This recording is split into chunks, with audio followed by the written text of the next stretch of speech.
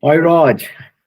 Hi, James. Right, we're back again. So let me quickly start. I mean, one of the things that I always struggle with is when you mention the words and you say, look, a lot of companies have become science companies or will become science companies. And, from a traditional engineering background, the fact that we're engineers, and then if we ever had any R&D, it would be separate or it would be given to somebody else. But now you've come out with this concept, or that you believe that companies will become science companies. What do you exactly mean by that? And can you explain that, please? Yeah.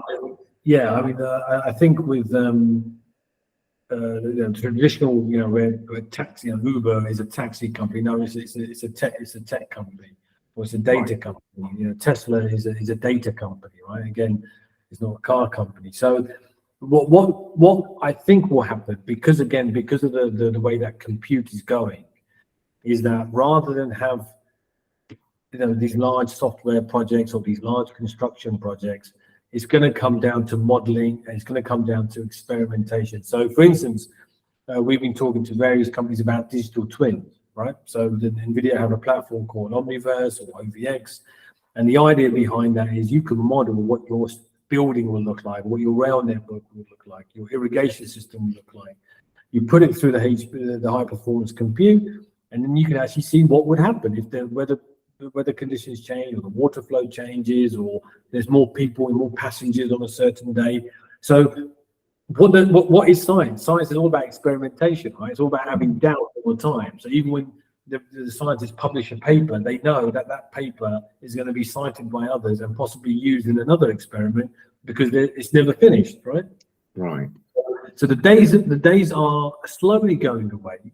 It's the old software, will eat the world. Now it's AI will eat software. So so what we're saying to enterprise organizations is, start looking at doing some small experiments within your current operation. Yeah. So going back to this, many companies have an R&D section to the. Is that not the same scenario?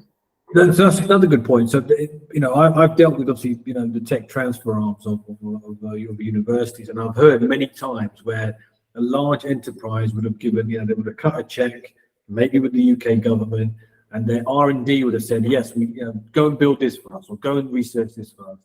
The academic then finishes and says, right, we've done this. So obviously, this piece of research has no product name, has no pricing. You don't know what the implementation costs are or anything. So when R&D of this large enterprise take it to the business unit, there's a massive gap in there. The business unit need all the marketing and all the whole product development behind it. So will those large enterprises fill that gap? I don't think they will, because there is still a risk element in there. But I think they're beginning to appreciate that even if they outsource that out and give somebody, look, our end customer, or in our company, we have this challenge statement. We think this product can help us.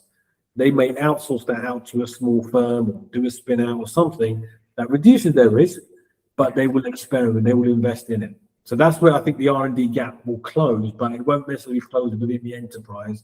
It may close through external suppliers. So the creation value, the value of the company itself, you're actually creating your own structure with your own product as such, or are you able to do experiment to such scale that you have an end goal?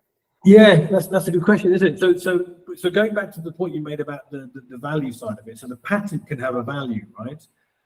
So that's what, if you look at a lot of companies, or say look at the large companies, they buy companies. And I think IBM is still one of the leading companies in the world that does the most number of patents in a year. So the patent acquisition thing is an ongoing one.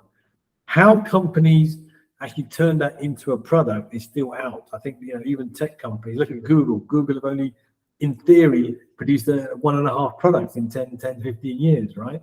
So it just shows that throwing money at something isn't necessarily going to get you there. So over the next 2-3 months, hopefully we can display, I'm sure we can display, how large companies can work with us to reduce their risk and use us to bridge that gap between R&D and utilizing an actual product.